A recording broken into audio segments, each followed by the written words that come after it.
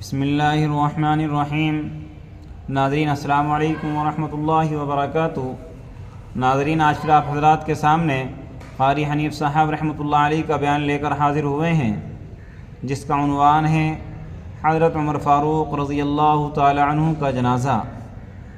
دوستو، بہت ہی شاندار بیان ہے، آپ حضرات بیان کو مکمل سننا۔ لیجئے، پیش خدمت ہے قاری حنیف صاحب رحمۃ اللہ علیہ کا بیان۔ کو لکھ بھیجا ابو بکر کے یہاں اس سے کم آٹے میں گزارا ہو سکتا ہے، اتنا آٹا کم کر دیا جائے۔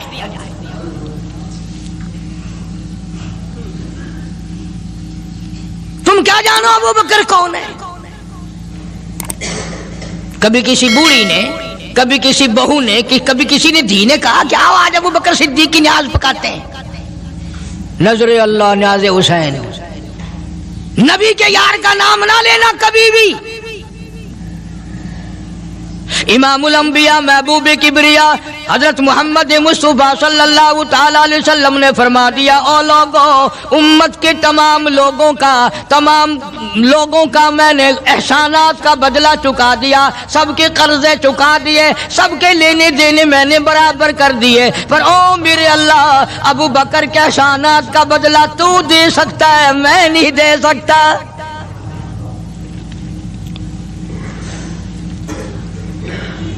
سارا گھرانہ بڑا عجیب ہے، گھر کا گھر بڑا عجیب ہے۔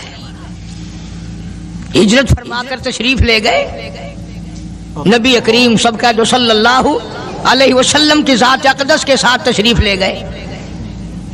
صدیق اکبر کا والد زندہ ہے، ابو قحافہ بوڑھا ہے، آنکھوں سے نابینا ہے، ابھی ایمان نہیں لایا ہجرت والی رات تک، بعد میں لایا ہے۔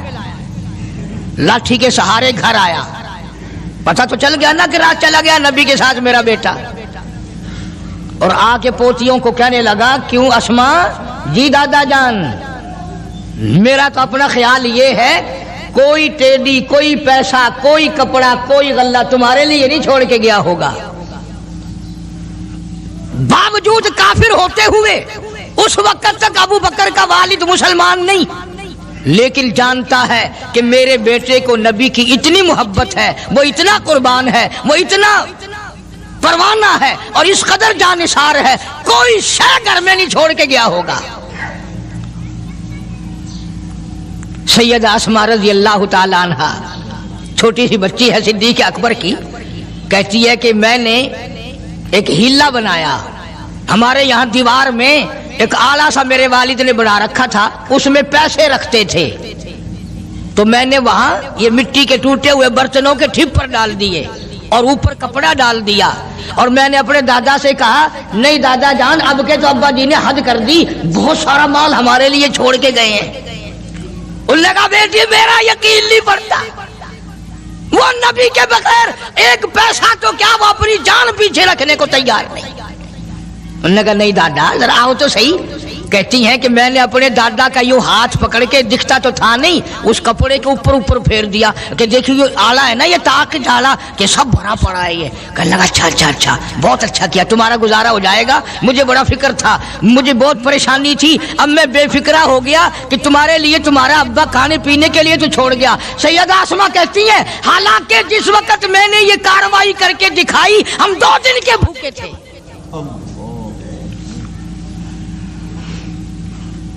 ہزاروں روپیہ جتنا بھی مال تھا گھر میں، جب نبی کے ساتھ گئے سارا پلے باندھ کے لے گئے، نہ جانے کہاں کام آئے گا۔ یہ وہ سیدہ اسماء رضی اللہ تعالیٰ عنہ جس کا حال یہ ہے، سارا دن کھجوروں کی گٹھلیاں اکٹھی کرتی ہے، شامن کو ہامن دستے میں کوٹ کر شام کو پانی میں گھول کر پی جاتی ہے، ساری رات مصلی پہ کھڑی ہو کے قرآن پڑھتی ہے۔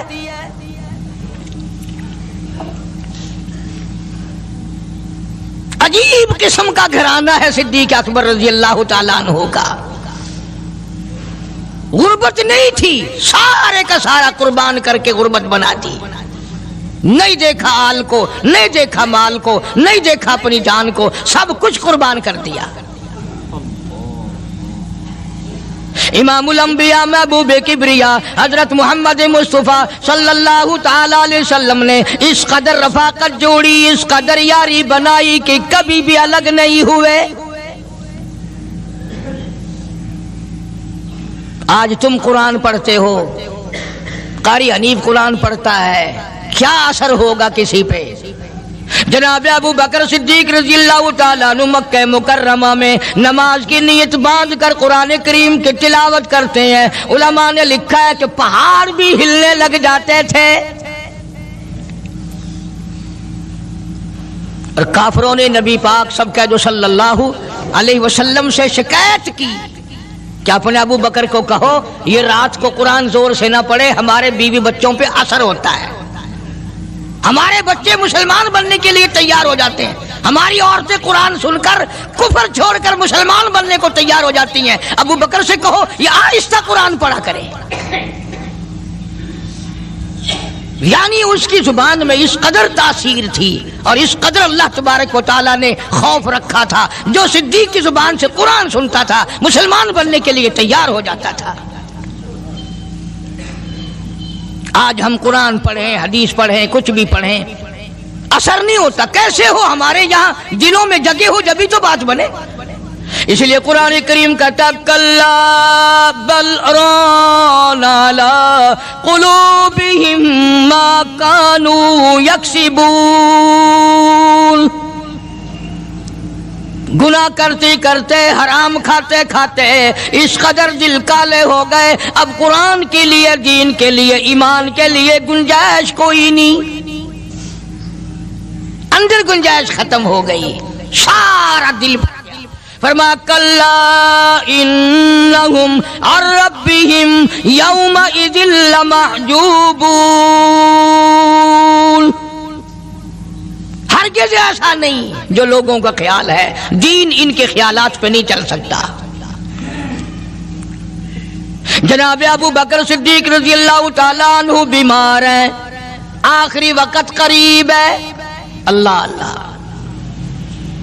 सैयदा आयशा सिद्दीका रज़ियल्लाहु ताला अन्हा के हाथ में नया कपड़ा देखा, बेटी के हाथ में नया कपड़ा देखा। सिद्दीक अकबर रज़ियल्लाहु ताला अन्हु ने फरमाया बेटी ये कपड़ा कैसा है? अर्ज की अब्बा जान कफन के इरादे से मंगवा लिया है, ना जाने किस वक्त जरूरत पड़ जाएगी, मुझे खतरा है, अंदेशा है, आपका आखिरी वक्त है, मैंने कफन के लिए कपड़ा मंगा लिया है। अल्लाहु अकबर। नाराज हुए, फरमाया आयशा वादा करो मुझ पर नया कफन नहीं डालोगी। आयशा ये कपड़ा जो तूने कफन के लिए मंगाया मदीने की किसी बेवा को दे देना, सर पे डाल के पर्दा कर लेगी। आयशा किसी यतीम को दे देना, वो अपना कुर्ता बना लेगा, वो गरीब अपना नंग ढक लेगा, मुझे नए कफन की कोई जरूरत नहीं। अल्लाह के यहाँ कफन नहीं देखे जाते, उसके यहाँ तो अमाल देखे जाते हैं।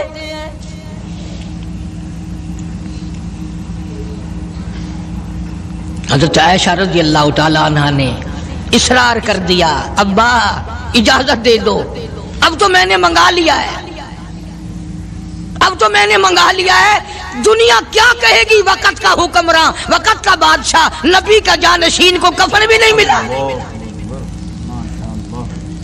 पर दूसरा रुख इख्तियार किया है सिद्दीक अकबर, सब कह दो रज़ियल्लाहु ताला अन्हु। फरमाया आयशा ओ मेरी बेटी, नबी करीम सल्लल्लाहु ताला अलैहि वसल्लम का आखिरी वक्त तेरी गोद में आया, तेरे सामने आया, तूने आका मदनी सल्लल्लाहु अलैहि वसल्लम का आखिरी वक्त देखा। हजरत आयशा रोने लगी, हाँ मैंने देखा, सब कुछ मुझे मालूम है, पर आयशा शहंशाह कायनात का कफन बता। उस मदनी करीम सल्लल्लाहु अलैहि वसल्लम का, दो जहान के बादशाह का, यतीमों के वारिस का, बेवाओं के सहारे का, दो जहान के सरदार, दो जहान की रहमत हजरत मोहम्मद करीम सल्लल्लाहु अलैहि वसल्लम का कफन बता। हजरत आयशा रोने लगी, अर्ज की अब्बा जान جن کپڑوں میں سرکار اس دنیا سے تشریف لے گئے ان کپڑوں میں 12 پیوند تھے، 12 ٹاکیاں تھی۔ فرمایا عائشہ پھر تیرا کیا خیال ہے، میرا محبوب ٹاکیوں میں گیا ہو میں نئے پہن کے جاؤں؟ جن کپڑوں میں میری وفات ہو یہی میرے کفن میں استعمال کرنا، یہی کپڑے مجھے کفن میں دے دینا جو میرے جسم پہ ہیں، اس لیے کہ جب میں اپنے آقا سے ملوں گا تو شرمندگی نہ ہو۔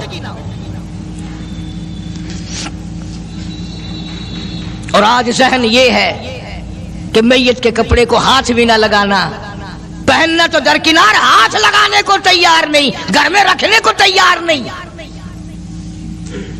یوں لکڑی سے اٹھا کر پرے پرے پھینکتے ہیں، آگ لگاتے ہیں، نہلانے والے کو دے دیتے ہیں، وہ بھی نہیں پہنتا، یوں ہی گلیوں میں نالیوں میں پھینک جاتا ہے۔ نہ تیرا باپ مرا، جب تجھے نفرت ہے کپڑوں سے، مردہ نوانے والے کا وہ ماما لگتا ہے، وہ کیوں پہنے؟ عرض کرنے کا مقصد یہ کہ ان حضرات کی زندگی تو دیکھو، اور وفات شریف سے پہلے 2.5 برس جو وظیفہ لیا، جو تنخواہ لی سرکاری خزانے سے، خیبر کی زمین بیچ کر صدیق اکبر رضی اللہ تعالیٰ عنہ نے 2.5 برس کی تنخواہ کا حساب کر کے وہ ساری تنخواہ جو لی تھی بیت المال میں واپس داخل کر کے پھر دنیا سے رخصت ہوئے۔ جو تنخواہ لی تھی 2-2.5 سال میں وہ ساری کی ساری واپس کر دی جناب ابو بکر صدیق رضی اللہ تعالیٰ عنہ نے، کہ میں مسلمانوں کا پیسہ کھا کے نہیں مرنا چاہتا، چاہے تنخواہ کے طور پر تھا، کل قیامت میں میرے لیے رکاوٹ نہ بن جائے۔ آج مجھے اور آپ کو تو یہ تلاش بھی نہیں کہ اپنا حلال کے پیسوں سے کفن تو بنا کے رکھ لیں۔ ایئر کنڈیشن کا ہر وقت ذکر ہے، گھر میں ہونا چاہیے، فریج ہونا چاہیے، پکھے ہونے چاہیے، یہ ہونا چاہیے، کار ہونی چاہیے، موٹر ہونی چاہیے، یہ ہونا چاہیے، اور کبھی گھر میں یہ ذکر بھی ہوا کہ حلال کا کفن بھی ہونا چاہیے۔ وہ کدھر سے آئے گا؟ اس کے لیے کون انتظام کرے گا؟ کون ہم نے گھر میں پیدا کر رکھا ہے جو اس وقت یہ بات دیکھ کر کفن لائے گا؟ اس لیے قرآن کریم نے اعلان کر دیا، لوگوں اپنا سب کچھ پاک صاف بن کے دنیا سے جاؤ، اپنا بدن بھی پاک ہو، عمل بھی پاک ہو، پیٹ بھی پاک ہو، کفن بھی پاک ہو۔ ان ساری میں وہ بات کرتا ہوں جس سے نہ دیوبندی بچے، نہ بریلوی بچے، نہ شیعہ بچے، نہ سنی بچے۔ موت کا جھٹکا تو سب کو لگنا ہے نا، اور ایسا لگتا ہے لاکھوں برس تک منہ کڑوا رہتا ہے۔ جناب صدیق اکبر رضی اللہ تعالیٰ عنہ نے وہ تنخواہ جو لی تھی ساری زندگی میں وہ بھی بیت المال میں واپس کر دی، اور تمام کے تمام لوگوں کے حقوق چکا دیے۔ باقی جو بات رہی وہ سیدھی کمتر مرحوم کہتا ہے، ادا صدیق دا اسلام تے قرضہ بقایا ہے، اجا صدیق دا اسلام تے قرضہ بقایا ہے، جتا جس دے ہاتھوں اس آخری ضامن رسایا ہے، وصولی دا نہ چنتا نہ لکھوایا صحابہ نے۔ مدنی کریم صلی اللہ تعالی علیہ وسلم کے جانثار، نبی کا یار، نبی کا وفادار، ہر وقت کا ساتھی اسی غم میں رہتا ہے، اور وصیت کی کہ مجھے غسل دینا، میرے انہی کپڑوں میں دفن کرنا، اور فرمایا میرا جنازہ اٹھا کر حجرے مبارک کے سامنے لے جانا، حجرے عائشہ کے سامنے لے جانا، توجہ کرنا، نیند نہ کرو۔ اور یوں فرمایا نبی پاک صلی اللہ علیہ وسلم کی جہاں قبر شریف ہے، حضور کا حجرہ ہے، روضہ ہے، دروازے پہ کھڑے ہو کر آواز لگانا، کالی کملی والے صدیق آ گیا ہے۔ فرمایا اگر اجازت ہو تو اندر دفن کرنا، اور اگر اجازت نہ ہو تو جنت البقیع میں لے جانا۔ علماء کہتے ہیں کہ جب میت کو جا کر کے روضہ اقدس صلی اللہ علیہ وسلم کے سامنے رکھا اور آواز لگائی تو دروازہ خود بخود کھل گیا اور آواز آئی دیر نہ کرو، محبوب کو محبوب سے ملا دو۔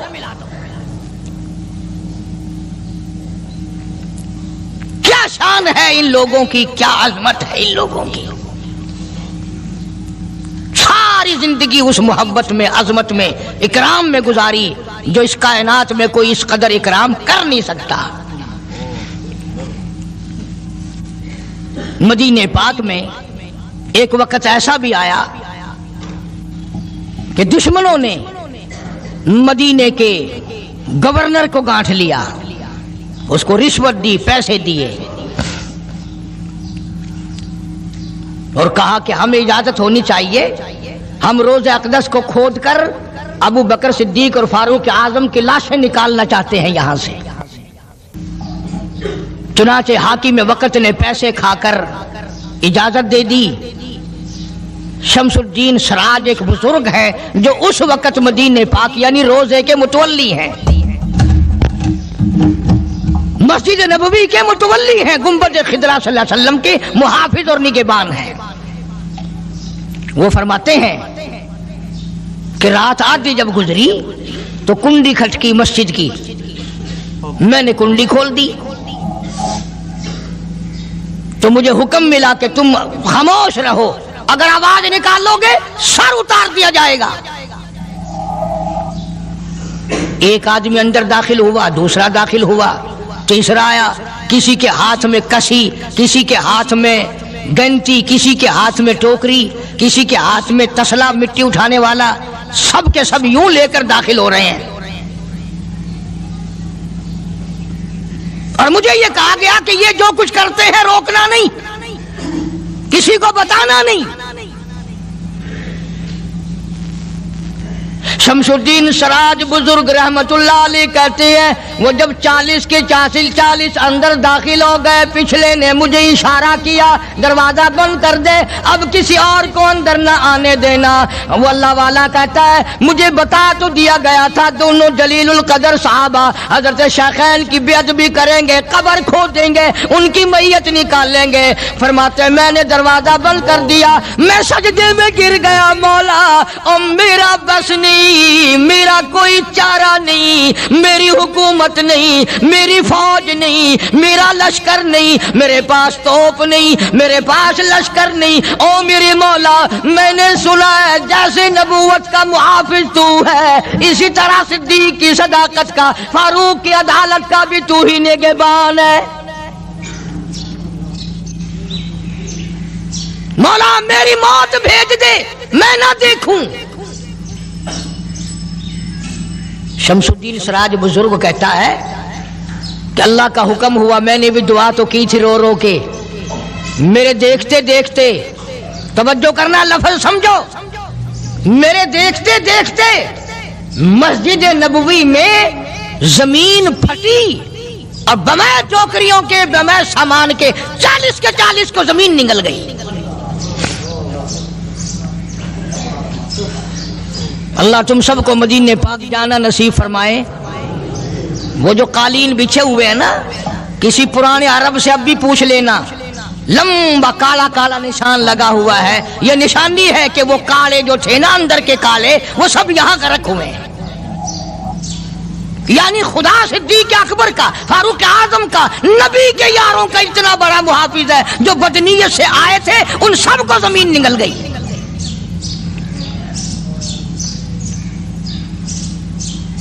ایک اللہ والا کہتا ہے کہ میں نے مدینہ پاک میں حاضری دی اور حضور کریم صلی اللہ علیہ وسلم کے روضہ اقدس پہ سلام پڑھا، اور میں صدیق اکبر کے موضع شریف کے سامنے کھڑا ہو کر سلام عرض کر رہا تھا، پڑھ رہا تھا۔ میں جب واپس ہٹنے لگا تو ایک آدمی مجھے کہنے لگا آپ کہاں سے آئے ہیں؟ اس نے بتایا کہ میں فلاں جگہ سے آیا ہوں۔ کہ آپ بڑے نیک آدمی معلوم ہوتے ہیں، بڑا اچھا سلام پڑھ رہے تھے، تعریف اچھی کر رہے تھے، میرے یہاں کھانا کھانے چلو۔